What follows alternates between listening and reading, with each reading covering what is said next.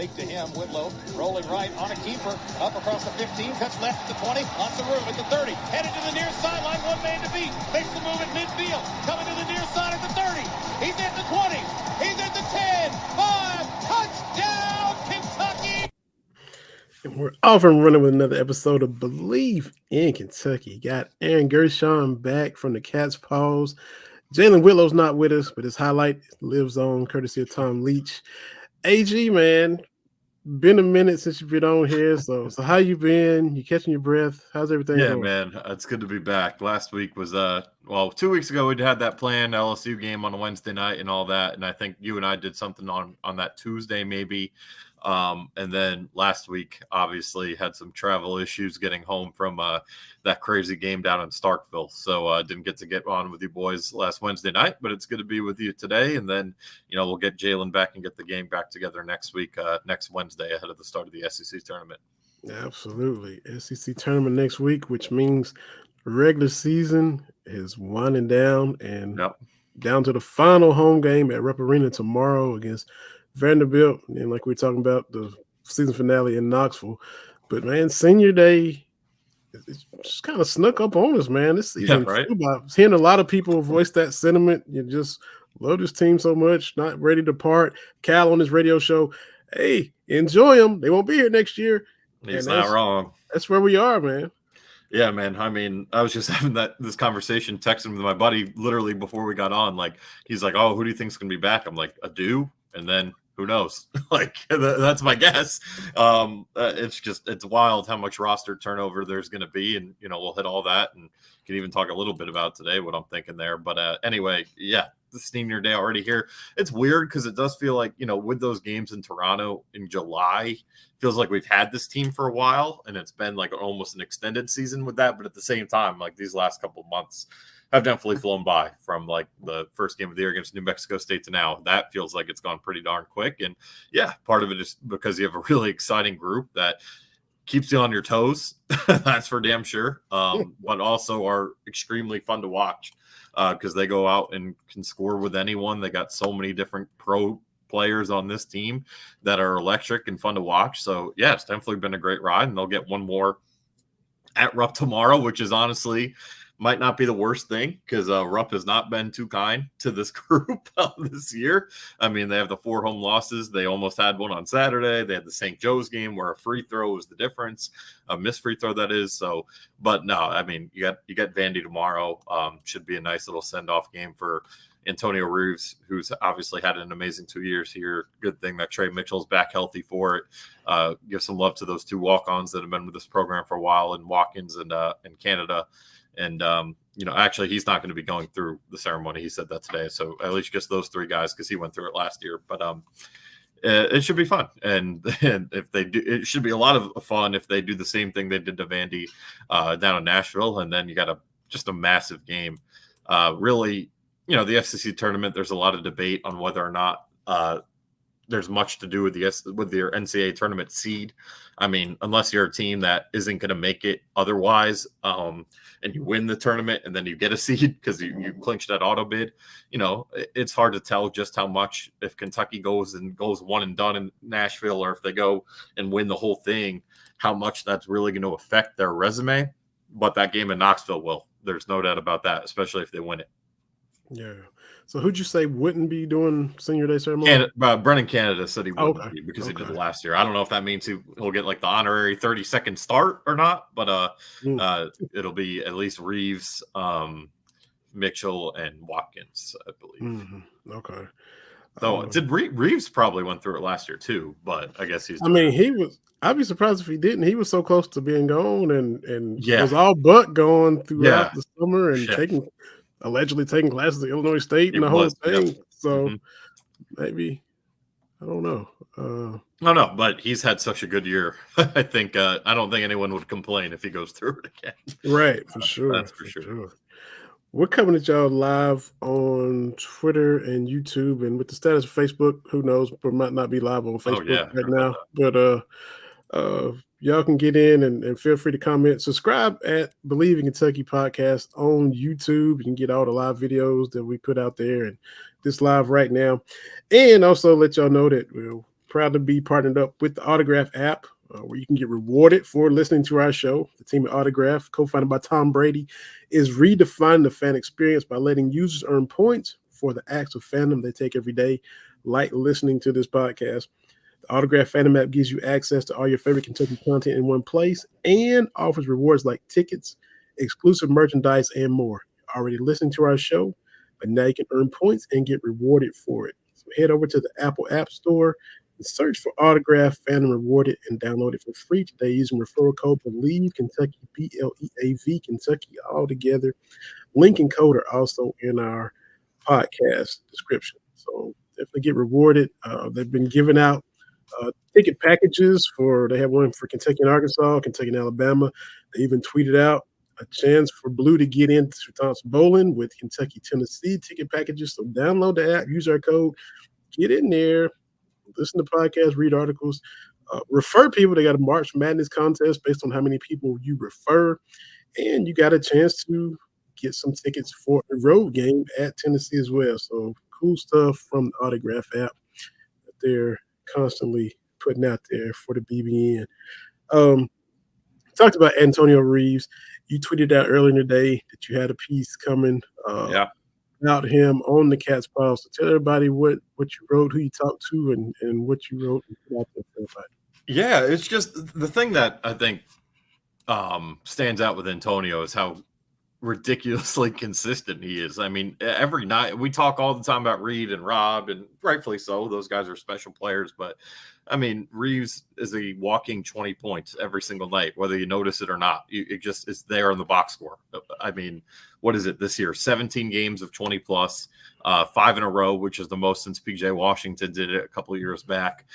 53 of his 63 games at Kentucky's been in double figures. I mean, the guy is just so consistent. So asked all three of the seniors, the other guys, Mitchell, Canada, and Watkins, about just, from their experience, having been around a lot of different basketball players, and then the two walk-ons there with Brennan and Kareem, a lot of guys who were drafted in the NBA, and a couple more that are going to be added to that list after this year. And none of them have seen anything like it. Especially, I thought Trey had a really good answer. He's always super thoughtful. So just more into his consistency. Some of the numbers he's put up in just 2 seasons here that are ridiculous. I mean, they really are. He is I would say he's as good of a scorer, at least as consistent of a scorer as we've seen in the Calipari era. And I think with some of the guys he's had to play besides, whether it's Reed and Robb this year, or whether it was Oscar last year being a National Player of the year before that, he's just kind of been overlooked a little bit. And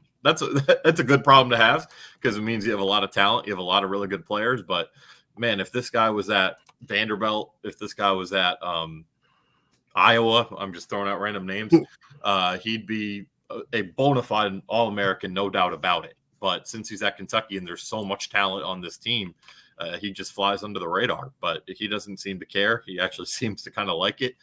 He's a quiet guy to begin with, and he just continues to attack every single day. And, I mean, like I said, 20 points the last 5 games, 17 this year, did it 10 times last year, had the 37 game against Arkansas. I think he had another 30-point game was at Louisville this year. So, I mean, he's just a bucket, man. It's unbelievable what that guy's doing. And it was just to kind of just highlight those numbers and the consistency and kind of the lack of attention he's gotten, because he's as good as anyone in the country. I think Dalton Knecht's going to win SEC Player of the Year, which is hard to argue with what he's done coming in from Northern Colorado.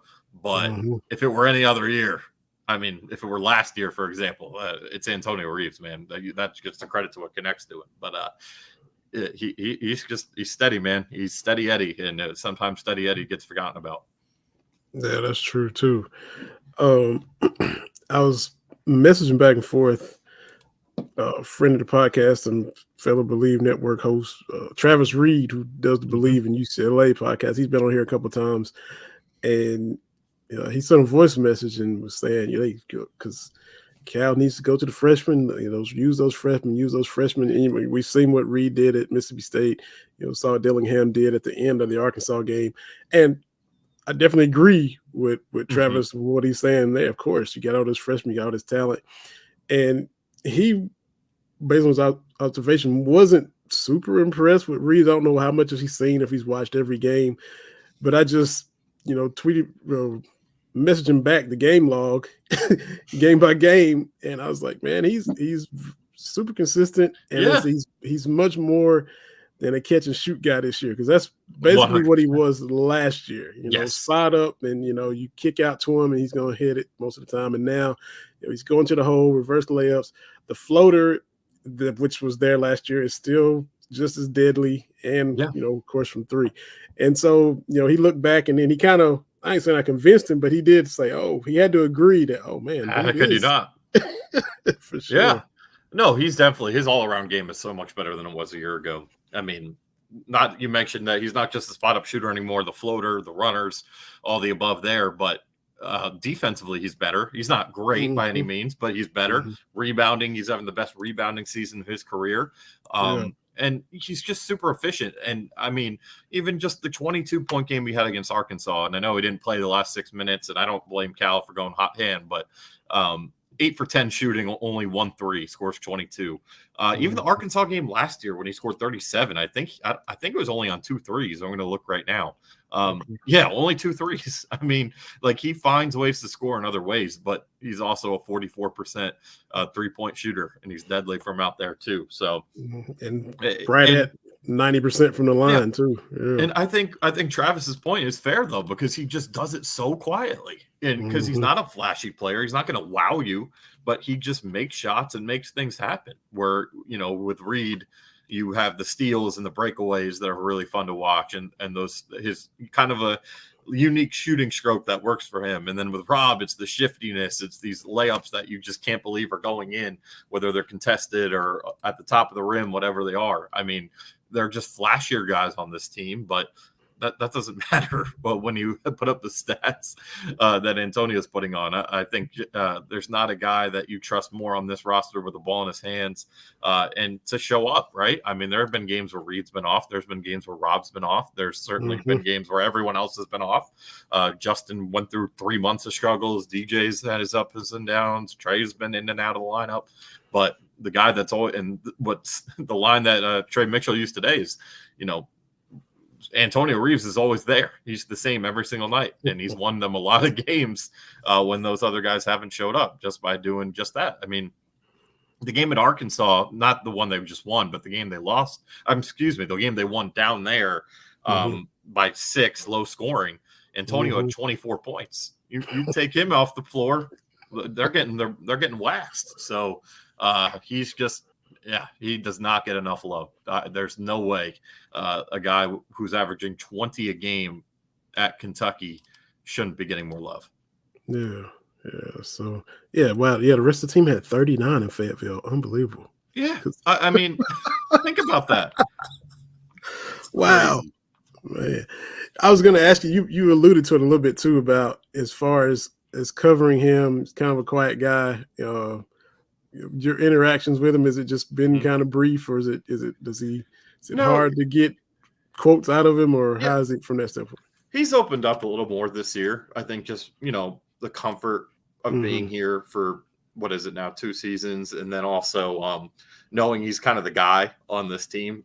Him and Trey, at least, they have to be the leaders and set the example. So, he's thoughtful, but he is very humble. I mean, if you were to tell him his stats, he's not going to really give you much. He's just going to be like, yep, I just go to work every day. He's not a rah-rah guy. He's not going to hype himself up much. But, he's not. Last year, he was definitely more reserved, more nervous, all that stuff. And that's understandable going from Illinois State to Kentucky. Definitely have seen some growth in that aspect from him this year as well. And you think back to the when Chin Coleman did the preview of, I forget which game, might have been Mississippi State or LSU, one of those games where he did the midweek press conference before the game. And you got to talking about Reeves, how proud he was. They're both from Chicago. And having said all that, he still ended up saying, well, but he didn't come this far just to come this far. So there's still grinding, still wanting to keep getting better and not done yet, basically. So proud of all he's done, but look, he's still trying to do more.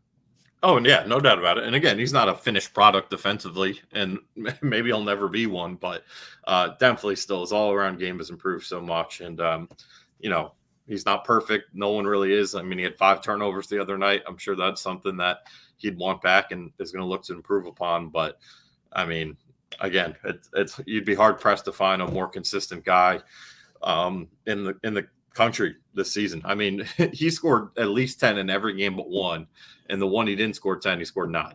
Like it's crazy what he does. Absolutely.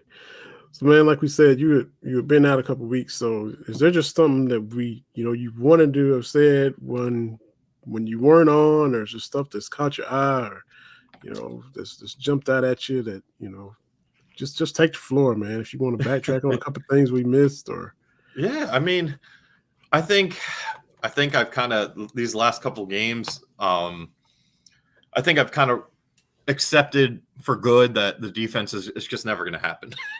I mean, they've had some games where, like, the Auburn game was awesome. They played great defense, and Auburn's guards also are not the best, and they caught some breaks with some missed shots, but you still got to tip your cap when you hold them to 59 points in that building. The game at Arkansas, a month and a half ago, but other than that, man, I mean, and the Ole Miss game too, but the defense is what it is. Like, I think at this point, you have to just embrace that you are going to have to outscore teams. And whether that's going to work or not in March, I'm not sure. I think it can definitely win you games and maybe even get you to the Final Four. But each of the 5 last national champions have had a game in the NCAA tournament where they failed to score 70. So can Kentucky win that game against another really good team? Because that's all you play in the tournament. That's the question I have. But I also think John Calipari's done a good job at accepting that, because I really like the rotations that he's gotten into the last couple of games, where Big Z is giving you just enough on defense that he's serviceable on offense. And what he brings on offense it's so unique. I mean, I forgot who it was that called him a unicorn, and he's right.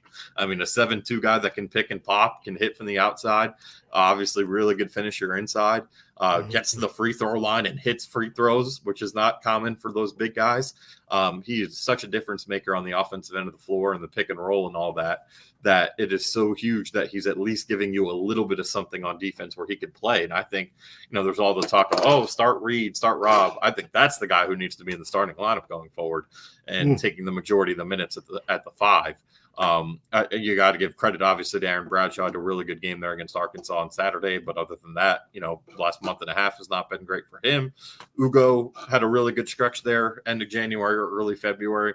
He's kind of struggling right now. I'd ride the hot hand with Z, and I really am glad, and I think all of BBN is happy that Cal last night said when he was asked, am I going to play Bradshaw and Z or play a 2 big lineup, that he's going to go 4 scorers in a big. That is the way to play with this group. So I think he's done a good job there, adjusting to his team's strengths, kind of he's not going to ever admit it, but he had that comment in the press conference after the Arkansas game Saturday where it looked like we just were asking for the ball back.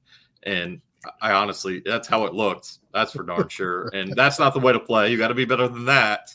But if you can hold teams in the 80s, low 80s with this offense, you should have a chance to win most games. But we'll see how far it can really get them. I'm not sure. So that's kind of my biggest takeaway watching these last 4 games or whatever it's been. Defense is what it is. Offense is still as good as it can be. And I think Cal's done a much better job with the rotations of late. And then my other thing too, is I've kind of, last year I kind of have a better feel now, I think. And I'd love your opinion on this too, but what type of teams Kentucky would and wouldn't want to see in the tournament. Last year, I think it was the teams that just struggled offensively and you could play your grind it out with, right? Because Kentucky was offensively challenged. We all know that. Like Providence was a great matchup for them in that first round. I don't even think Kansas State was that bad of a matchup. Kansas State just was able to score, Marquise Noel went on the run he went on. And, it was kind of, then Keontae Johnson hit those shots down the stretch, whatever, you lose that game. But I think this year's path, the teams that, like Florida and even Arkansas, with what Khalif Battle has done the last couple of weeks, the teams that have two really good guards, and in Florida's case, they have a really good big too, a couple really good bigs. They rebound the hell out of the ball. Those are the teams that would scare me. Two guys that can go and get theirs, because Kentucky's back. I mean, the guards are just not good defensively. I know Reed stuffs the stat sheet with steals. He gets beat off the dribble all the time. He ball watches a lot. And then we know Rob is not a great defender. That's why he'd be playing 35 minutes a game if he was a good defender. So those teams are going to scare me in March, and I think should scare any fan. It seems like Florida, where they have Clayton and Pullen and then Samuel in the middle. Mississippi State, I think if Mississippi State had one more guard to pair with Hubbard, I think they might have won both matchups this year. And Hubbard, well, I'd say won the game in Starkville, not the game here, because Hubbard was off that night. But because every time they went into Tolu Smith, it was just a bucket every time. And if they had another guard that could have taken the pressure off Hubbard was unreal, so I don't know how much pressure was on him, but at least another guard where they were taking a lot of threes and trying to run with Kentucky. And if they had one more guy that can go and make that shot, they probably lose that game. We saw, South Carolina, even with Cooper and Johnson, and then the bigs they have with Mack and the freshman there whose name is slipping me, and they gave Kentucky a lot of trouble. So I kind of feel like I have a better read on what teams might give Kentucky trouble in March compared to the last couple of games, because I was kind of just figuring, well, every game you have a chance, but you got to outscore them, and I still believe you have a chance in just about every game with the talent. But I feel like we have a better idea of what this team's going to look like going into March, what you want to avoid, and what you prefer to have on your schedule, in your bracket, whatever you want to say. Yeah, this the best maybe you can hope for now, and you being the baseball fan that you are, you've seen it. Yeah, the career 235 hitter gets up there in a tight spot in the playoffs, and he comes up with that timely hit. Yes. Defensively, against Arkansas, they got some timely stops. They got some steals and some and ones when they were down 9. Yep. Timely stops, consistently locking people down, like you said. Yeah, that's can't really expect that now. So if they can get timely stops when they need them, and like you said, you hope the offense continues, but there's maybe a game or two where even you're off. But sure, that's what it comes down to, the timely stops. And speaking of, Dillingham is the one that got one of those steals on battle. So, so that's timely, clutch when you gotta have it stops. I guess is what when you dig in and find a way. Yes, yeah. And look, I mean, they gave up 102 to Arkansas. Like, that's brutal. Like, I know you won the game, and I don't want to be the whole but that's brutal, man. Arkansas is not a good offensive team. I know Khalif Battle's been on a heater the last couple of games. And he went to town on you, but Mark also went for 21, 26, whatever it was. I forget off the top of my head. And then Davenport went off, and then all 3 Florida games. I mean, or 2 Florida games rather. Pullen and Clayton went for 20 plus in both those games. Then Samuel was a monster in the second game. So I just have my concerns with those type of matchups. When the bracket that I saw today from Lenardi, that's like a dream scenario where there aren't that many of those type of teams. Like Purdue plays inside out with Edey. I don't think Purdue's going to outscore you. Mississippi State was in that bracket. Texas, just teams that are more defensive sound, and not Baylor. I mean, and Baylor has some weapons, but still, I mean, that's a great bracket for Kentucky if that were to come to fruition. But if you get paired in a bracket with UConn as the one, and you're a 4 or 5 and have to see them in the Sweet 16, even the way, and I hate to say it, but the way Tennessee plays this year, man, with Dalton, they're different with Dalton Connect, because they have, Ziegler starting to hit shots. Jordan James can go off on any night. Vescovy can go off on any night. They play with pace. Like, that's not a great matchup for Kentucky. That's why I had my concerns going into the home game, and I have my concerns going into Saturday. Arizona, teams like that, Caleb Love, the guard play they have, like, those teams would scare me in the tournament. But I do think if Kentucky can get a matchup where a team's kind of relying on one guard and you could key in on that guy, and even if he kills you, they have enough firepower to withstand that. So, we'll see what the bracket looks like in a little less than 2 weeks here.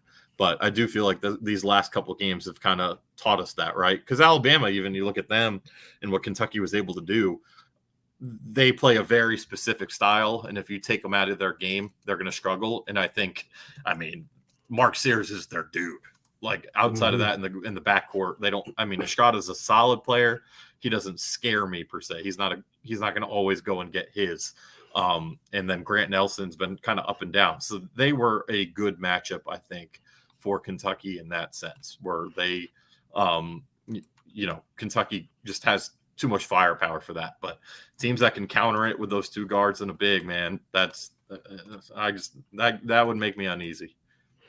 And Alabama's season's kind of played out that way. They struggled at the beginning, got on a nice roll, and now they're hitting a little bumpy spot again. And they got Florida tonight, right? Yes, down in Gainesville. That's got swept by Tennessee, got blown at Kentucky, you lose to Florida, barely beat Florida at home in Tuscaloosa a couple of overtime weeks ago. game. Yeah, and Florida. I think Florida might be the most underrated team in the conference. I know they just lost that game to Carolina, and Carolina went to his own and had their way there, but. Carolina's having a great season. They're legit now. And Tennessee's got to go there after Tennessee lost to them at home. So Carolina could win the conference. If Carolina wins out, they win the SEC. I know it would be a share, but they technically would own that tiebreaker with Tennessee. So it's crazy. Good job that Lamont Paris has done in year 2 there. But I just think Florida with their guard play and the rebounding is what makes them really underrated. So and if Kentucky's in a spot too where it's a big ask because you have to win out. But if Alabama were to lose tonight and Kentucky wins out, Kentucky would finish ahead of Alabama because of that tiebreaker. But you're banking on a win in Knoxville, which will be really tough to get. Senior day for Vescovi, Jordan James Connect. That place is going to be on fire. We'll see what happens. But you also have Auburn, where you would own the tiebreaker, but Auburn's got the easiest path in the SEC left with Missouri and Georgia. So, that 4 and 5 line, it's going to be either the 4 or the 5 line. It seems like, unless a win in Knoxville opens up a lot more. But I'm just going to go on the safe side of predicting, and it's probably going to be either the 4 or the 5 line. Yeah, for sure. Man, flipping to football, we got spring practice rolling on, sneaking up on us. April 13th is the spring game, 1:00. So there actually is one. Yeah, 1:00 on the second Saturday in April. So that'll be there. And look, we're close to it and all the time, but sometimes the national media types, Kirk Herbstreit's always kind of been high on Kentucky every year. Chris Doring every year. I found the clip. Was it Josh Pate? 247. Yep. Yeah, I was gonna try to just do that, Rick. It's like a 50-second deal. I had it. Yeah. He's talking about the offseason, basically, with the hires and the acquisitions and the upgrading of the staff. Let me see if I can get myself together and just play it right here off my phone. I retweeted it off of our account on Twitter. Follows that Believe in Kentucky, by the way. Here it is. See if we can just play that real quick, just for a little outsider perspective on Kentucky football. Mark Stoops did some work. Here we go. Mark Stoops did some work. Once the season ended, if I believed in the word off-season, I'd use it here. Mark Stoops got it done. Ever since last season ended, they had the biggest offensive support staff increase in the SEC at Kentucky. They went and got Shorts, who's the wide receivers coach. Big time upgrade. I mean, big time positional grade increase there. Their total staff grade at Kentucky's up over 4%, had an excellent cycle. They also went and got Wolford back from Alabama. He was the offensive line coach that left there a couple of years ago. But Da'Keil Shorts, that's the wide receiver coach. That's the one we circle. That was the big get, in our opinion, for Mark Stoops. And that's not a name that's going to grab a lot of headlines, but that's not what we build this for. Again, emotionless, just care about grading guys. And Da'Keil Shorts is a big-time get from Mark Stoops. So there you go. Just a nice little clip about the staff construction for the offseason.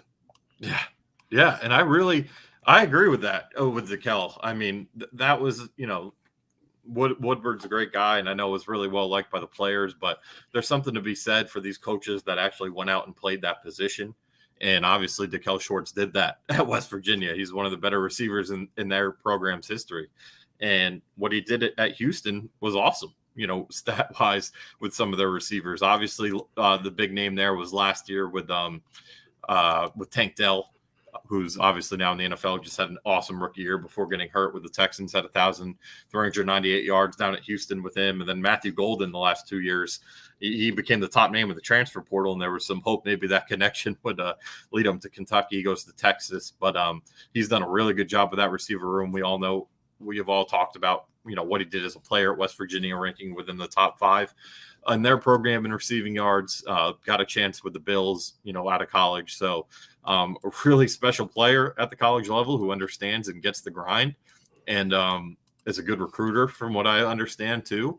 Has had success running his own wide receiver room, last year in the Big 12 and then the year before that in the American with Houston. So I agree with that wholeheartedly, and that's not a knock on Bush Hamdan. I just think there's a lot to be determined with Bush, just because and I like a lot of what he said at his press conference a couple of weeks ago. Obviously, the numbers, especially in the run game, have been good everywhere he's been. But I just think, he's only called plays in the SEC for like a total of 3 games when he's at Mizzou. And I'm sure, the fact that he wasn't the offense coordinator, there was a lot of collaboration. So how much of that was him? How much of that was Eli Drinkwitz?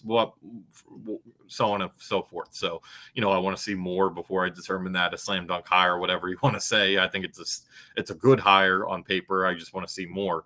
But I think Shorts, and just from hearing some of the things some of the players have said about him early on, I think that definitely has a chance to be the best staff hire they made this offseason.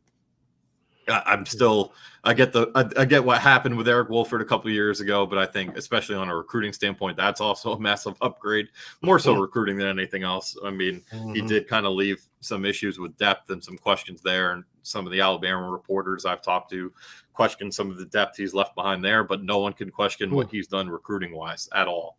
So, but yeah, no, I'm a huge fan of the Shorts hire, and, that's a guy I think will eventually be an OC if he desires to be.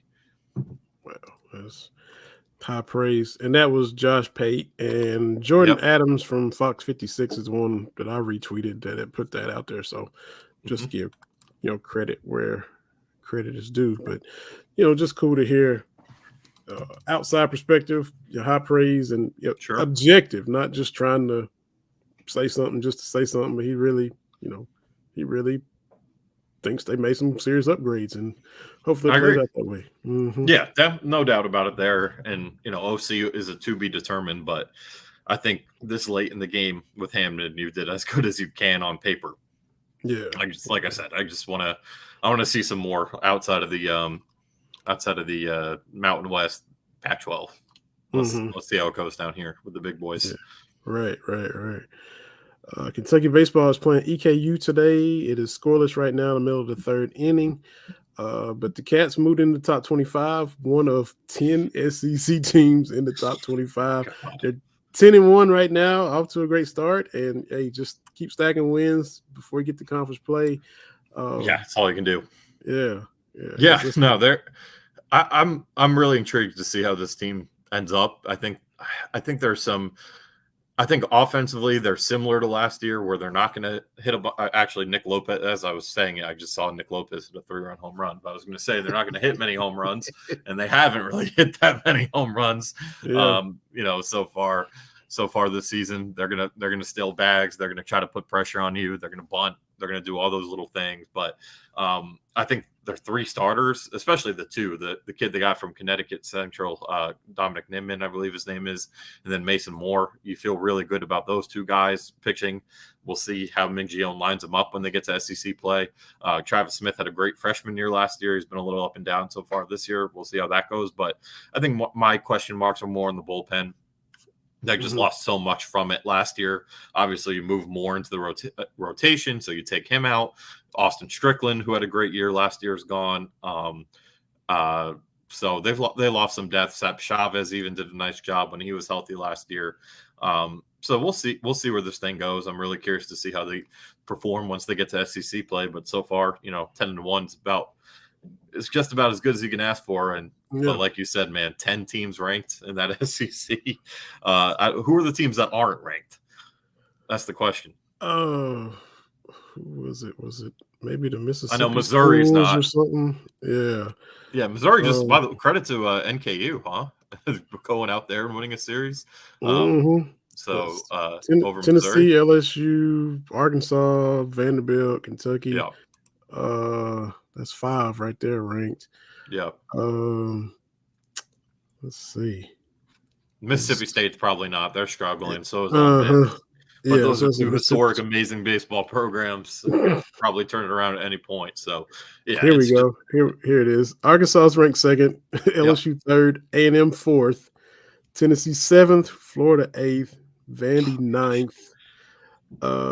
Then you go down to Alabama 21, Kentucky 25. I think that's all of them. Insane, man. Yeah. So Auburn, the 2 Mississippi. Oh no, Auburn 13. I'm sorry. Auburn 13. Okay, my bad. Auburn is 13th. So you have 11 ranked teams. Oh, and South Carolina 18. I'm just skipping. God, dude, it's crazy. Yeah. Now the SEC in baseball is just unbelievable. 4, 5, 6, 7, 8, 9, 10. Yeah, so 10 out of the 14. Okay. Yeah, Georgia's not ranked. Missouri and Georgia. Yeah, Georgia first year head coach. That makes sense. Yeah, and the 2 Mississippi schools won the national championship within the last 3 years, and Georgia's got all the talent in the world if they put it together. I'm sure. I know they have a really good player in Charlie Condon, and then Missouri is also they're rebuilding first year head coach there. So it's a juggernaut, the SEC in baseball, and I'll be excited to see how they stack up. They did a really nice job last season when no one gave them much of a chance, and still I think they were finished to place 6th or 5th in the East this year. So there's still some skeptics out there, and I'm not totally sold on them either, but I do think they have some talent to have a very similar year to what they had last year. That's what we're talking with Trevor Fitz last week. If y'all had missed it, go back and listen to our episode with Director of Player Development Trevor Fitz, and he, looking through the history, couldn't believe there's so many Kentucky teams that didn't make back-to-back regionals. AJ Reed was here and was, same time Jalen was there playing football, and he was a stud. Unbelievable. And he was like, man, they're 35 wins, 36 wins, 15 and 15 in the conference. They didn't make it. He's like, Kentucky has a lot of years where they had a lot of gripes about not making it. And so, and of course, we ask them, why do they think they're in position to do it? You made the reasons last year. Now it's time to build on it and stack it. We're in that same position, 2017. Now you try to build on it again and not have a lull, and where it's 4 or 5 years before you make another one. So, absolutely. He's there. Minge is there. Coach Rozelle is there. Like what they kind of did with the portal. It's just a gauntlet. There's no off weekends. You're playing Georgia. That's not an off weekend. That's not. There's no such thing as an off weekend. Not at all. So. Yeah, and